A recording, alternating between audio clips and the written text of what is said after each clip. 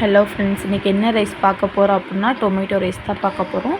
இது பிரியாணியோட ரொம்ப டேஸ்ட்டாக இருந்துச்சு ஃப்ரெண்ட்ஸ். வாங்க அது எப்படி செய்கிறதுன்னு பார்க்கலாம். அதுக்கு கடாயில் வந்து ஒரு குக்கர் வச்சுக்கலாம் ஃப்ரெண்ட்ஸ். குக்கர் ஹீட் ஆகட்டும். குக்கர் ஹீட் ஆனோடனே ஒரு 4 மேசு கரண்டி இல்லை 4 தேக்கரண்டி எண்ணெய் வந்து நம்ம கூட ஊற்றிக்கலாம் ஃப்ரெண்ட்ஸ்.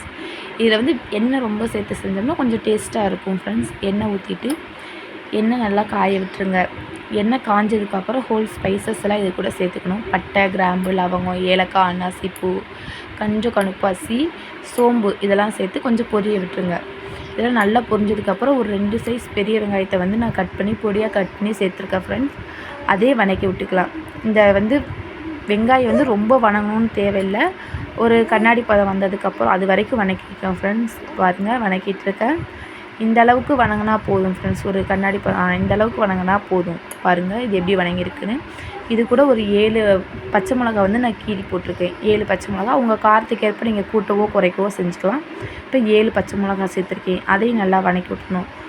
அதையும் நல்லா வதக்கி விட்டதுக்கப்புறம் இஞ்சி பூண்டு பேஸ்ட் வந்து ஒரு 1½ ஸ்பூன் அந்த கணக்கில் எடுத்திருக்கேன். 1½ ஸ்பூன் இஞ்சி பூண்டு பேஸ்ட் போட்டு அதையும் நல்லா வதக்கிக்கிங்க. இந்த இஞ்சி பூண்டு பேஸ்ட்டு, பச்சை மிளகா, வெங்காயம் இதெல்லாம் சேர்ந்து நல்லா ஃப்ரை ஆகி நல்லா அந்த இஞ்சி பூண்டோட பச்சை ஸ்மெல் போகிற அளவுக்கு நல்லா வதக்கிங்க ஃப்ரெண்ட்ஸ்.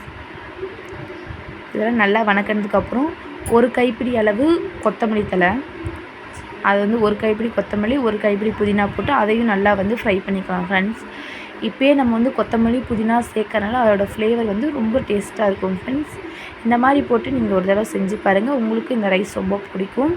இப்போ வந்து கொத்தமல்லி புதினாவை போட்டு நல்லா வதக்கியாச்சு ஃப்ரெண்ட்ஸ். நல்லா வதக்கினதுக்கப்புறம் ஒரு 7 தக்காளி வந்து நான் புதுசாக அரிஞ்சு வச்சுருக்கேன். அதையும் வந்து போட்டுடலாம் ஃப்ரெண்ட்ஸ். இது கூட போட்டு நல்லா வதக்கி விட்டுக்கலாம். 7 உங்களுக்கு எப்படி வேணுமோ அந்தளவுக்கு. ஸோ தக்காளி சாப்பாடுக்கு தக்காளி நிறையா போட்டால் தானே நல்லாயிருக்கும். நான் தக்காளி போட்டு ஒரு 1½ ஸ்பூன் அளவுக்கு உப்பு போட்டிருக்கேன் ஃப்ரெண்ட்ஸ்.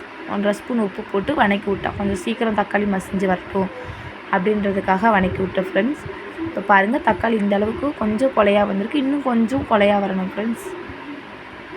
இந்த அளவுக்கு நல்லா குழஞ்சி வந்ததுக்கப்புறம் வந்து நம்ம மஞ்சத்தூள் 1½ ஸ்பூன் சேர்த்துக்கலாம். கூடவே பிரியாணி தூள் வந்து சேர்த்துருக்கேன். நான் பிரியாணி மசாலா சேர்த்துருக்கேன். உங்கள்ட்ட பிரியாணி மசாலா இருந்தாலும் போட்டுக்கோங்க. இல்லைன்னா வீட்டில் அரைச்ச குழம்பு மிளகாத்தூளே நீங்கள் போட்டுக்கலாம் ஃப்ரெண்ட்ஸ். 2யும் போட்டு நல்லா கிண்டி விட்டுட்டு ரைஸை போட்டுக்கலாம். ரைஸை போட்டு நான் வந்து எங்கள் வீட்டு அரிசி தான் போட்டிருக்கேன். 3 கப் ரைஸ்க்கு வந்து 6 கிளாஸ் தண்ணி ஊற்றி வந்து வச்சுருக்கேன் ஃப்ரெண்ட்ஸ். கொஞ்சோண்டு ஒரு ஏர் பபிள்ஸ் மாதிரி வந்ததுக்கப்புறம் உப்பு கொஞ்சம் போட்டு கரெக்டாக இருக்கான்னு செக் பண்ணிக்கோங்க. உப்பு கரெக்டாக இருந்துச்சுன்னா நீங்கள் உப்பு போட வேண்டாம். உப்பு பார்த்தீங்கன்னா கொஞ்சம் இந்த குழம்பு வச்சதுக்கப்புறம் போட்டுக்கலாம் ஃப்ரெண்ட்ஸ். கொஞ்சம் வாய் வளருது. அதுக்கப்புறம் வந்து நம்ம விசிலை போட்டு அடுப்பில் வச்சு விட்டுலாம். இப்போ விசில் வந்து ரிலீஸ் ஆகிடுச்சு.